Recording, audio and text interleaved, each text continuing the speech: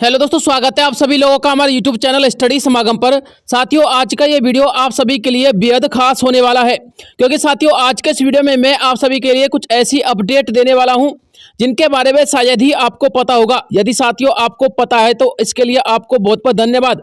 लेकिन दोस्तों आपको बताना चाहूंगा आज के इस वीडियो में जो मैं आपको जानकारी देने वाला हूं वो साथियों किसान महापंचायत के फैसले को लेकर है।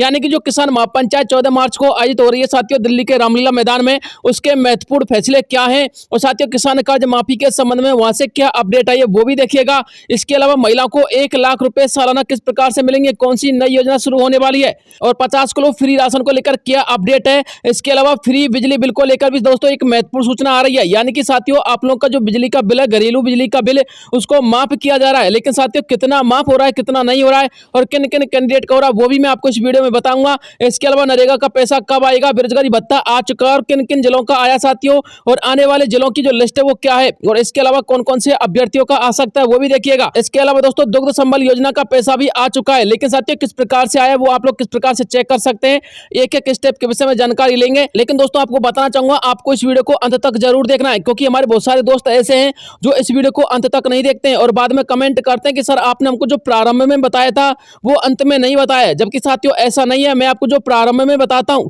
वही साथियों अंत में बताता हूं। बस दोस्तों आपको वीडियो को अंत तक देखना है। तो चलिए साथियों वीडियो को शुरू करते हैं और एक एक विषय पर अच्छी प्रकार से चर्चा कर लेते हैं। साथियों सबसे पहले मैं आपको किसान कर्ज माफी तथा किसान आंदोलन और किसान महापंचायत के विषय में अपडेट दे देता हूं।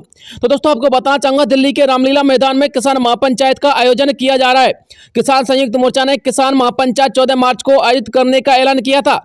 आज के दिन यानी कि आज 14 मार्च के दिन इस किसान महापंचायत में पंजाब, हरियाणा, राजस्थान, उत्तर प्रदेश के साथ साथ अन्य राज्यों के किसान भी सम्मिलित हुए हैं। जानकारी के लिए आपको बता दें इस किसान महापंचायत की अनुमति दिल्ली पुलिस ने अनुमति पत्र जारी करते हुए दी थी, लेकिन इस महापंचायत में 5000 से अधिक किसानों को सम्मिलित करने की कोई इजाजत नहीं थी, कोई अनुमति नहीं थी। भारतीय किसान यूनियन के संयोजक जगजीत सिंह डोडेवाल ने तथा किसान मजदूर संघर्ष समिति के अध्यक्ष सरवन सिंह पंडेर ने इस किसान महापंचायत में शामिल होने से मना कर दिया था।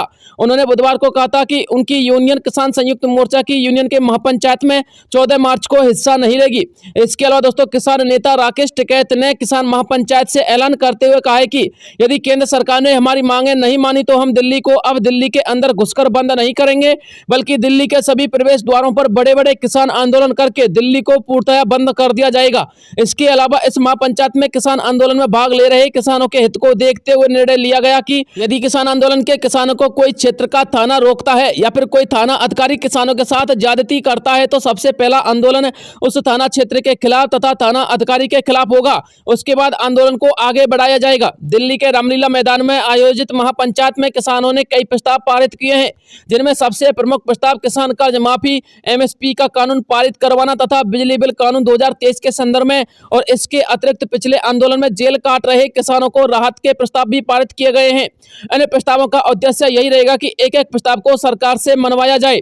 इसके अलावा दोस्तों आपको बताना चाहूंगा इस किसान महापंचायत को राजनीति से अलग रखने का निर्णय लिया गया था, लेकिन जिस प्रकार से किसान महापंचायत की जा रही है उसमें वर्तमान भाजपा सरकार को राजनीति के लिए चुनौती दी जा रही है, जिसमें कहा गया है कि यदि किसानों की मांगे नहीं मानी गई तो इस सत्ता के राजनेताओं को वोट मांगने के लिए गाँव में घुसने नहीं दिया जाएगा।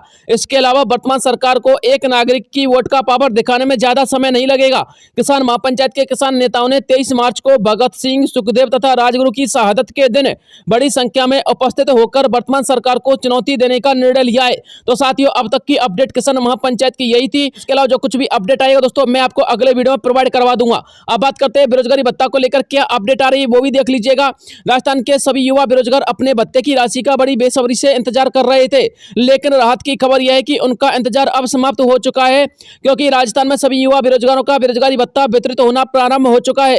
जानकारी के लिए आपको बता दें पिछले 5 से 6 महीने का युवा बेरोजगारों का बेरोजगारी भत्ता अटका हुआ था, लेकिन अब यह राशि वितरित होना प्रारंभ हो चुकी है। सोशल मीडिया रिपोर्ट्स के अनुसार 13 मार्च से राजस्थान के 2 जिले नागौर तथा जयपुर से बेरोजगारी भत्ते की राशि का वितरण प्रारंभ कर दिया गया है। हालांकि दोनों जिलों में सभी युवा बेरोजगारों की राशि का वितरण पूर्णतः नहीं हुआ है, लेकिन उम्मीद लगाई जा रही है कि मार्च के अंतिम सप्ताह तक इन दोनों जिलों के साथ साथ राज्य के सभी जिलों के बेरोजगार युवाओं का बेरोजगारी भत्ता वितरित कर दिया जाएगा। DIPR की रिपोर्ट के अनुसार राज्य सरकार ने बेरोजगारी भत्ता वितरण हेतु 76 करोड़ रुपए का ट्रेजरी ऑफिसों में वितरण किया किया था और अब इस राशि को युवा बेरोजगारों के खाते में ट्रांसफर करना शुरू कर दिया गया है। आपको यह भी पता होना चाहिए कि बेरोजगारी भत्ता पिछले 3 महीने अर्थात अगस्त, सितंबर, अक्टूबर तक का वितरित किया जा रहा है।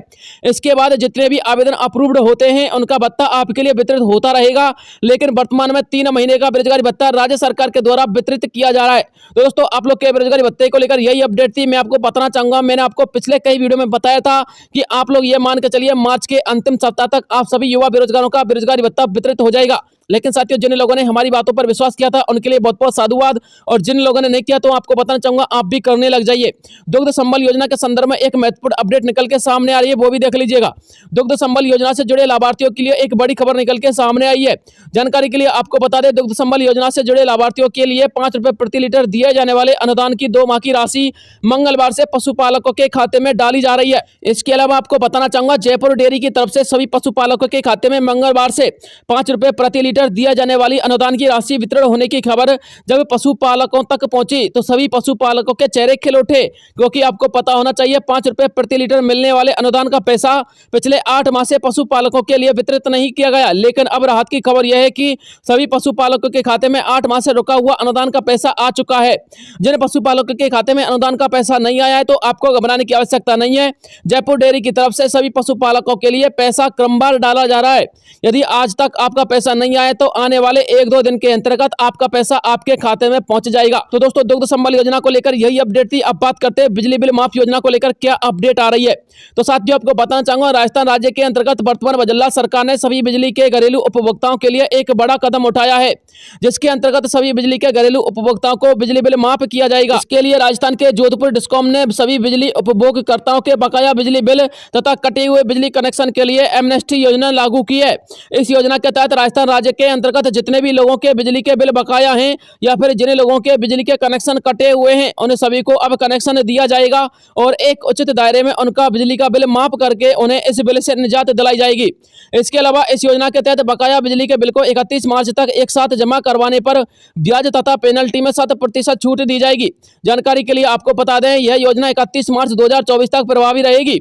उसके बाद यह योजना बंद कर दी जाएगी। यदि आपका पहले का बिजली का बिल बकाया है या फिर आपका कनेक्शन कटा हुआ है तो आप नया कनेक्शन ले सकते हैं तथा बिजली के बिल में काफी हद तक छूट भी प्राप्त कर सकते हैं। बिजली विभाग के कर्मचारी मार्च 2024 के बिल का वितरण करने के साथ साथ आपको इस योजना के लिए जागरूक भी कर रहे हैं। यदि आपके पास बिजली का बिल मार्च 2024 का आया है तो आपको इस योजना के लिए बिजली विभाग के कर्मचारियों ने जागरूक या सचेत जरूर किया होगा। यदि आपको नहीं किया है तो अब आपको इसके विषय में जानकारी मिल चुकी है। अब साथियों, आप लोग इस योजना का फायदा उठा सकते हो। अब बात करते हैं दोस्तों लोकसभा चुनाव की 5 बड़ी चुनावी घोषणाएं कौन कौन सी हैं। तो देश के अंतर्गत होने वाले लोकसभा चुनाव में अब ज्यादा समय नहीं है। जानकारी के लिए आपको बता दें, लोकसभा चुनाव संपन्न होने से पहले कांग्रेस पार्टी ने महिलाओं के लिए अपनी 5 बड़ी योजनाओं का ऐलान कर दिया है। कांग्रेस का कहना है कि यदि देश की जनता उनकी पार्टी की सत्ता देश के अंतर्गत लेकर आती है तो उनके लिए मुख्य 5 योजना तत्काल प्रभाव से शुरू कर दी जाएंगी, जो कि निम्न है। साथियों, ये निम्न 5 योजना है। यदि आप लोग इनको पढ़ना चाहते हैं तो पढ़ लीजिएगा। सबसे पहली योजना है महालक्ष्मी गारंटी योजना। इस योजना के तहत सभी गरीब परिवार की महिलाओं को वित्तीय रूप से सुदृढ़ करने हेतु 1 लाख रुपए की सहायता राशि प्रदान की जाएगी। आधी आबादी पूरा हक योजना। इस योजना के तहत केंद्र सरकार की नवनियुक्तियों में आधा हक अर्थात 50% आरक्षण महिलाओं के लिए दिया जाएगा। नारी शक्ति सम्मान योजना। इस योजना के तहत आंगनवाड़ी, आशा तथा मिड डे मील वर्कर के मासिक वेतन में केंद्र सरकार का योगदान दोगुना कर दिया जाएगा, जिससे इन सभी वर्कर्स की आय में दोगुना वृद्धि हो जाएगी। अधिकार मैत्री योजना। इस योजना के तहत हर पंचायत में महिलाओं को उनके हक के लिए जागरूक करने का जरूरी मदद के लिए अधिकार मैत्री के रूप में एक पैरा लीगल अर्थात कानूनी सलाहकार नियुक्त किया जाएगा। सावित्रीबाई फुले हॉस्टल योजना। इस योजना के तहत सभी जिला मुख्यालयों में कामकाजी महिलाओं के लिए कम से कम एक हॉस्टल बनाया जाएगा, ताकि उन महिलाओं के रहने तथा खाने पीने की सुविधा आसानी से उपलब्ध कराई जा सके। इसके अतिरिक्त 6 महीने के अंतर्गत पूरे देश में इन हॉस्टल्स की संख्या भी दुगनी कर दी जाएगी, ताकि महिलाओं को और अधिक सुविधाएं उपलब्ध हो सके। अब बात करते हैं दोस्तों फ्री डबल राशन को लेकर क्या अपडेट आ रही है, वो भी देख लीजिएगा। साथियों, आपको बताना चाहूंगा, राजस्थान राज्य के अंतर्गत लाखों परिवार ऐसे हैं जिनको खाद्य सुरक्षा योजना का लाभ नहीं दिया जा रहा है, जिसकी वजह से राजस्थान राज्य में विधानसभा के दौरान की गई चुनावी घोषणा में डबल फ्री राशन प्राप्त करने से ये लोग वंचित रहे हैं तथा आने वाले लोकसभा चुनाव में भी ये लोग वंचित रह सकते हैं। इन लोगों की इस समस्या को मद्देनजर रखते हुए खाद्य सुरक्षा योजना के अधिकारी अब राजस्थान में जगह जगह पर बैठक आयोजित कर रहे हैं तथा इस योजना के पात्र लाभार्थियों के लोकसभा चुनाव से पहले लाभ दिए जाने की पुरजोर कोशिश में है। जानकारी के लिए आपको बता दें, वर्तमान मुख्यमंत्री भजनलाल शर्मा जी ने राजस्थान में प्रधानमंत्री गरीब कल्याण अन्न योजना के तहत प्रति व्यक्ति 5 किलो राशन मुफ्त तथा खाद्य सुरक्षा योजना के तहत प्रति व्यक्ति 5 किलो राशन मुफ्त देने की घोषणा की है, जो कि आगामी 4 महीने तक जारी रह सकती है। इस योजना के तहत राजस्थान का प्रत्येक राशन कार्ड धारक डबल फ्री राशन आसानी से प्राप्त कर सकता है, लेकिन समस्या उन लोगों के लिए है जिन लोगों को अभी तक किसी भी प्रकार का ना तो मुफ्त में राशन मिलता है और न ही 2 रुपए किलो गेहूं प्राप्त होता है। इन लोगों की समस्या को मद्देनजर रखते हुए रसद अधिकारी राजस्थान के विभिन्न क्षेत्रों में बैठक आयोजित कर रहे हैं। साथियों, मैं आपको इस बैठक का एक लेटर दिखाऊंगा, आप लोग बस धैर्य बना कर रखिएगा ताकि इन लोगों को इस योजना में जल्द से जल्द जोड़ा जा सके और उन्हें लाभ पहुंचाया जा सके। सूत्रों के अनुसार वर्तमान सरकार लोकसभा चुनाव से पहले खाद्य सुरक्षा योजना का ऑफिशियल पोर्टल ओपन कर सकती है, लेकिन फिलहाल में इसके ऑफिशियल पोर्टल को लेकर वैसे कोई अपडेट नहीं है जो मैं आपको ऑफिशियली दिखा सकूं।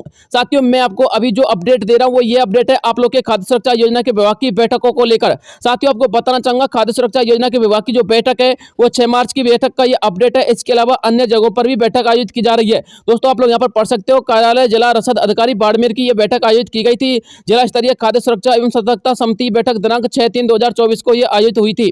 साथियों, यदि आप लोग इसका डिटेल पढ़ना चाहते हो तो पढ़ लीजिएगा, मैं आपको इसका डिटेल बता देता हूँ। साथियों, इसमें यही बताया गया है कि जो आप लोगों की बैठक है वो इसलिए की जा रही है ताकि जो लाभार्थी पात्र यानी कि जो लोग पात्र हैं लेकिन वो इन योजना का फायदा नहीं उठा पा रहे हैं, तो उन लोगों को जल्द से जल्द इस योजना में जोड़ा जाए और उनको फायदा दिया जाए।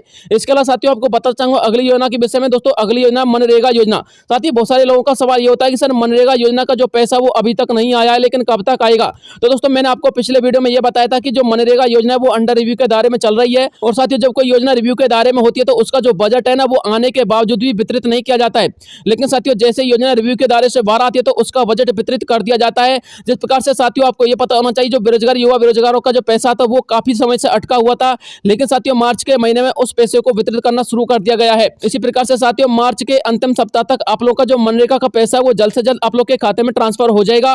बस दोस्तों, आप लोग तो एक बात को ध्यान में रखिएगा, यदि आप लोग के आधार कार्ड से मोबाइल नंबर लिंक नहीं है और साथ में आप लोग का बैंक अकाउंट आधार कार्ड से लिंक नहीं है तो इनको लिंक करवा लीजिएगा और लिंक करवाने के साथ साथ डीबीटी को ओपन करवा लीजिएगा। साथियों, जिन लोगों के खाते में डीबीटी इनेबल रहेगी उनके लिए ही मनरेगा का पैसा आएगा। तो दोस्तों, यही अपडेट थी जो मुझे आप लोगों तक पहुंचानी थी। लेकिन साथियों, इसके अलावा यदि कोई नया अपडेट आएगा तो मैं आपको तुरंत वीडियो प्रोवाइड करवाऊंगा। मिलता हूं नेक्स्ट वीडियो में, तब तक के लिए जय हिंद, जय भारत।